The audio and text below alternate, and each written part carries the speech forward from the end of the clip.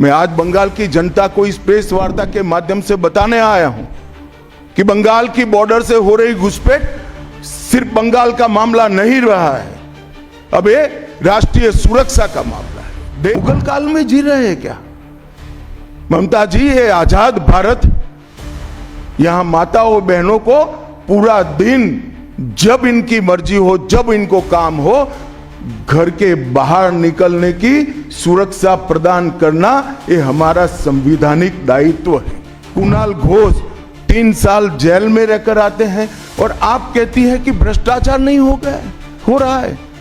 आप आंख मूंद लिए ही हो भ्रष्टाचार के लिए। यूपी में योगदान की दृष्टि से हमारा बंगाल तीसरे नंबर पर था, तीसरे नंबर पर से सरक कर ये 49 साल में वो 22वें नंबर पर आ गया।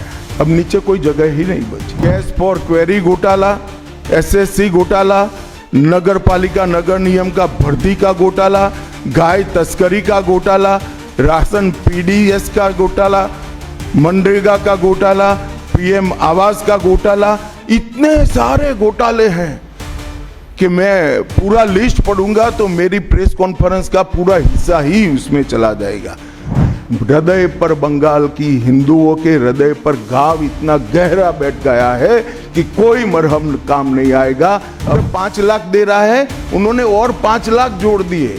आप केंद्र के 5 लाख इसलिए स्वीकार नहीं करना चाहते हो कि नरेंद्र मोदी से आपको डर है। डर तो ठीक ही है क्योंकि मोदी जी की लोकप्रियता बंगाल में दिन प्रतिदिन बढ़ती है, मगर ये लंबा नहीं चलेगा। बंगाल की जनता अब जान गई है और इसके खिलाफ लामबंद भी हो रही है। और मुझे मालूम है अगला चुनाव घुसपैठियों को निकालने के मुद्दे पर और घुसपैठ रोकने के मुद्दे पर लड़े जाने वाला है, क्योंकि न केवल ये बंगाल का अब मामला रहा है। मैं आज बंगाल की जनता को इस प्रेस वार्ता के माध्यम से बताने आया हूं कि बंगाल की बॉर्डर से हो रही घुसपैठ सिर्फ बंगाल का मामला नहीं रहा है, अब ये राष्ट्रीय सुरक्षा का मामला है। देश की संस्कृति को बचाना है, देश की सुरक्षा को सुनिश्चित करना है तो बंगाल की बॉर्डर सील कर दे, ऐसी देशभक्त सरकार यहां लानी पड़ेगी जो ममता बनर्जी नहीं कर सकती, केवल और केवल भारतीय जनता पार्टी कर सकती है। घुसपैठ के अलावे भ्रष्टाचार से पूरी बंगाल की जनता त्रस्त है।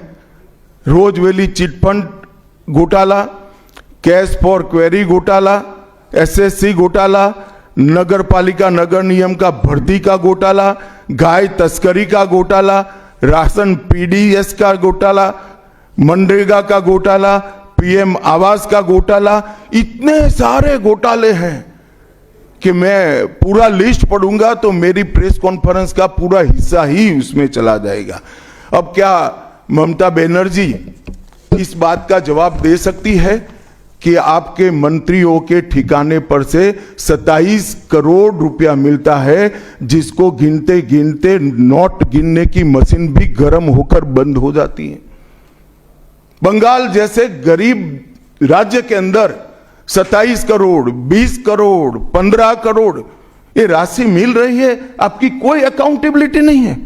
पार्थो चैटर्जी जेल में जाते हैं, ज्योति प्रिय मलिक जेल में जाते हैं, अनुव्रत मंडल जेल में जाते हैं, जीवन कृष्ण शाह जेल में जाते हैं, माणिक भट्टाचार्य जेल में जाते हैं, चंद्रनाथ सिन्हा जेल में जाते हैं, परेश पाल जेल में जाते हैं, कुंतल घोष जेल में जाते हैं, फिरहाद हकीम वो भी आरोपी बनाए जाते हैं, शोभन चैटर्जी आरोपी बनाए जाते हैं, कुणाल घोष 3 साल जेल में रहकर आते हैं और आप कहती है कि भ्रष्टाचार नहीं हो गया, हो रहा है। आप आंख मूंद लिए ही हो भ्रष्टाचार के लिए, मगर बंगाल की जनता अपनी आंख बंद कर कर नहीं बैठी है।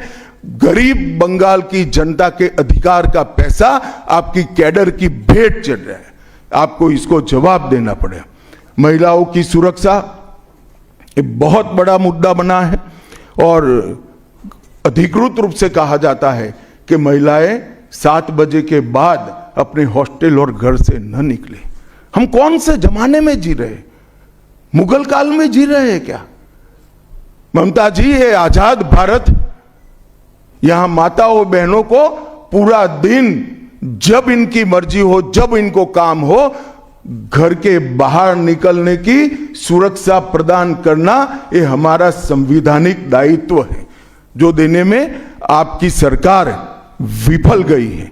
आरजी कर मेडिकल कॉलेज का मामला हो, संदेश खाली का मामला हो, दुर्गापुर मेडिकल कॉलेज का मामला हो, साउथ कॉलेज लॉ कॉलेज का मामला हो, हर जगह बेटियां असुरक्षित हैं और ढेर सारे लोग और ढेर सारी माताएं बहनें ये अत्याचार से तंग आ चुकी है, असुरक्षा से तंग आ चुकी, वो भी राह देख रही है कि कब वोट देने का अधिकार आए और हम इन निकम्मी तृणमूल कांग्रेस की सरकार को हटा दें।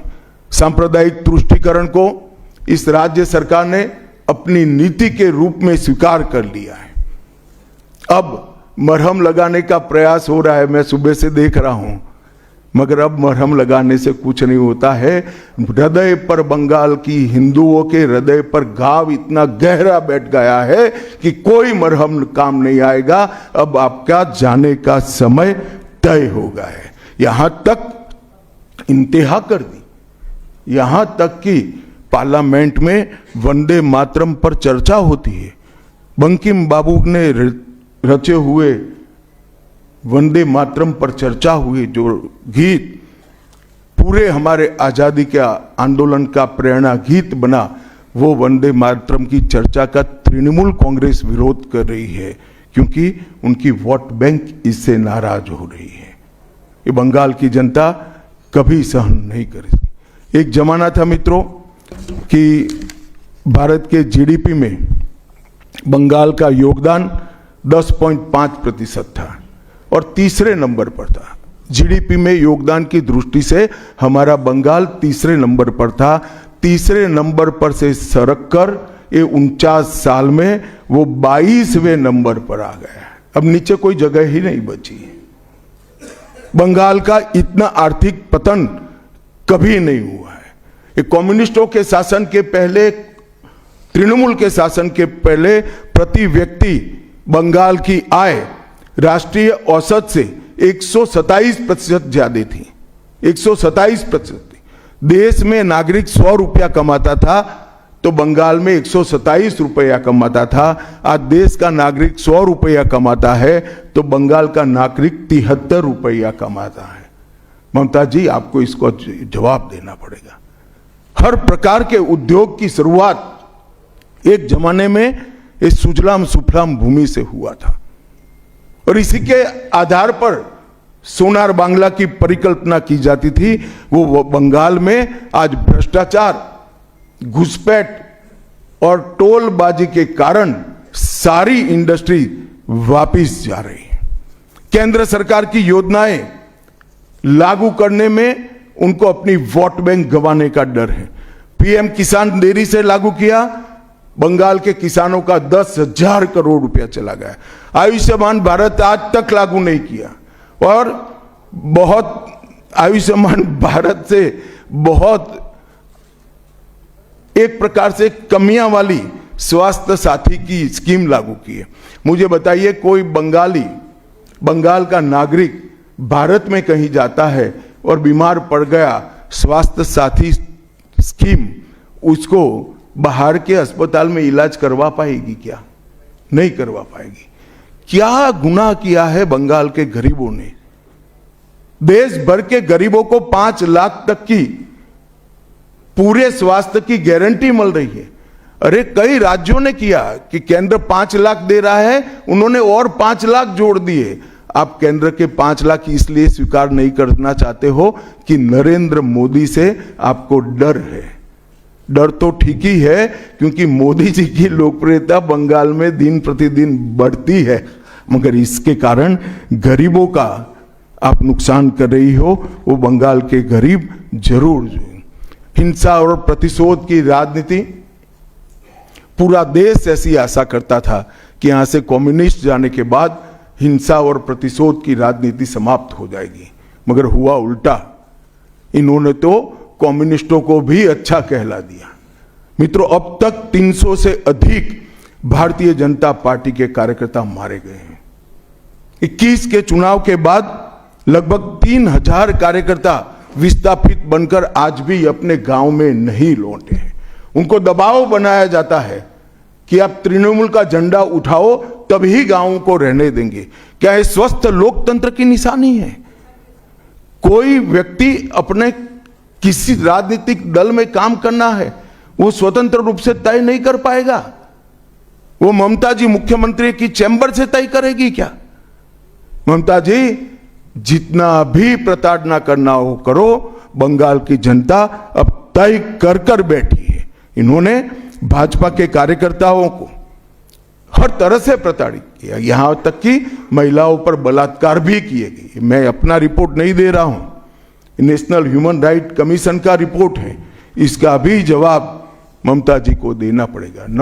ममता जी ने सारी संवैधानिक औचित्य को समाप्त कर दिया। আরো ভালো ভালো খবর দেখতে সাবস্ক্রাইব করুন বাংলা হান্টের ইউটিউব চ্যানেল। বাংলা হান্টের আরো খবর দেখতে নজর রাখুন। বাংলা খবর মানেই বাংলা হান্ট।